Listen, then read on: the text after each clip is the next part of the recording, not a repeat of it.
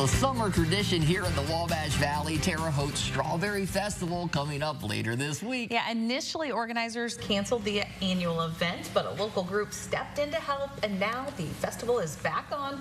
One of the organizers, Gwen Hicks, joins us live in the studio along with Brandon Halleck from Chances and Services for Youth.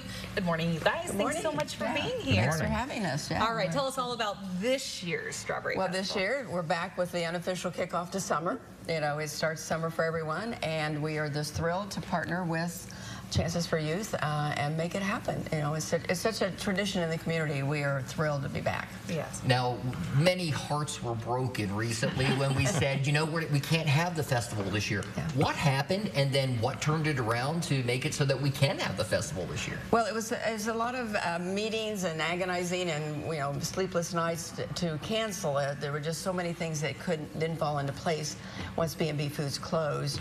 And so we just really feel we can do a good product and make it work. Too many dominoes were out of sync. So, but Brandon and his team got with, you know, said, hey, can we make this happen this year?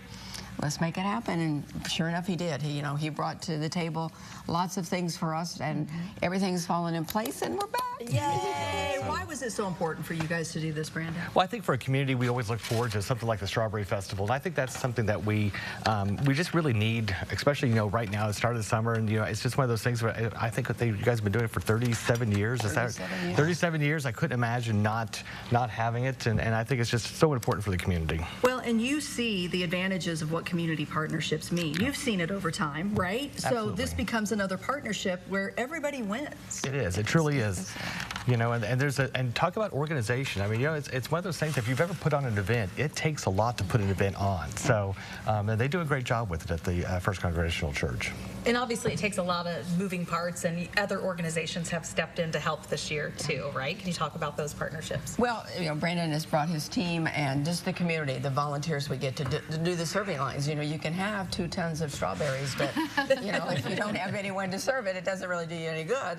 And if you don't have any, you know, so it all comes together. Everything just fell into place. So we rationalized, and it's true. It was meant to be that everything happened for a purpose, and the purpose is the Strawberry Fest on Thursday.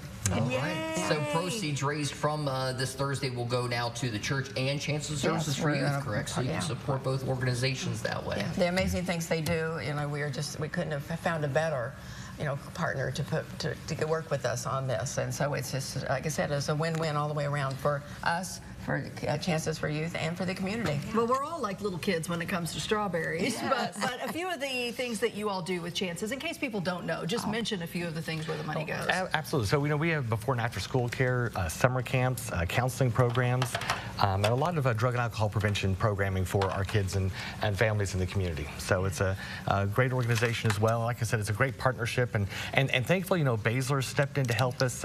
Casey's General Stores providing a trap. It's just really everybody getting behind something like this. It's really great to see the community come together. Well, Julie said it earlier, a true community partnership. Yeah. Absolutely. And so for people coming, what can they expect this year? Obviously, we're making some. You're making them. Brent knows how to do it right. Done a few hundred million of these.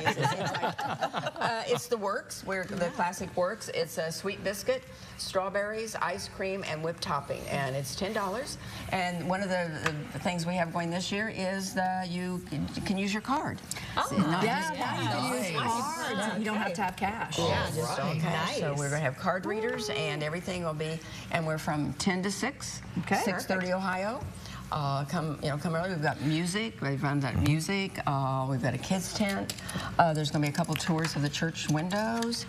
So lots of fun things. Look at you passing it down. Like, you know, I want some. Right? Well, we can't. Are you going to try this, Brandon? Right? We got to get a quick taste. Yes, I can. You can have some of mine. I'll share with you any day of the week. Are you going to feed them too, Julie? Here